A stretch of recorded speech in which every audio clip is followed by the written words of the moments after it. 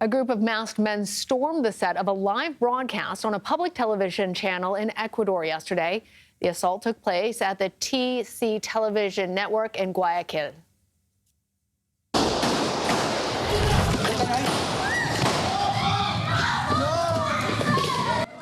Some of the encounter was captured live on air. Masked men were seen waving guns and what appeared to be explosives on the broadcast. Several people, including the show's host, were taken hostage. Authorities say the 13 suspects involved were arrested and will be charged with terrorism. Ecuador's president, Daniel Noboa, declared a state of emergency on Monday following a series of violent attacks in the country. CBS News contributor Enrique Acevedo is in Ecuador. He's also an anchor at NMAS. It's always good to talk to you, but this is so dramatic. What can you tell us, Enrique, about how all this unfolded?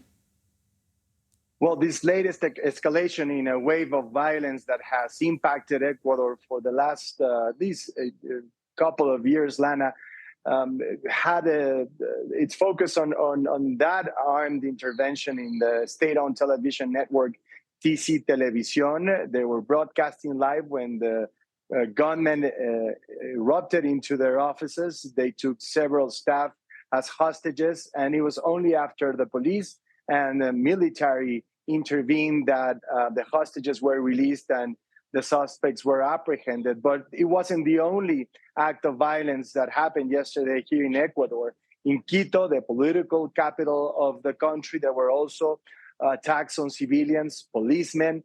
In Guayaquil, where we saw those images, there were also rumors of events happening at universities, shopping malls, other public spaces.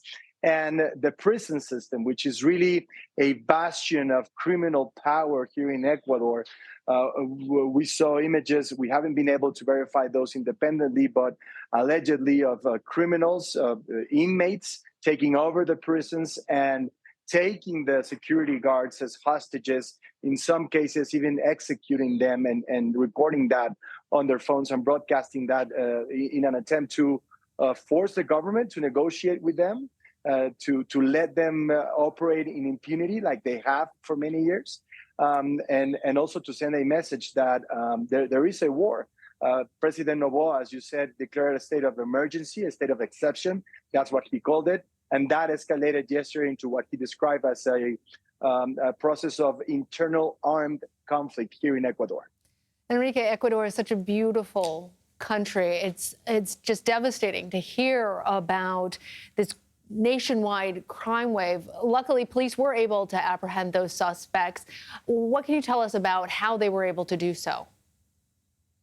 Well, they mobilized not just police, but the military. And that's part of what we've seen in the last few hours since we arrived here. A heavy military presence in strategic areas, airports, public plazas, of course, the buildings that host the Ecuadorian government. And it's not just criminal gangs. It's really fueled by Mexican drug cartels. At least that's what the Ecuadorian government says. The Sinaloa cartel, the Jalisco Nueva Generación cartel are behind these local criminal organizations that deal with not just drugs, but also human trafficking, for example, as Ecuador has become a main hub for routes of cocaine, other drugs from south to north, and human trafficking, people trying to get to the U.S.-Mexico border. All right, Enrique, thank you. Thank you.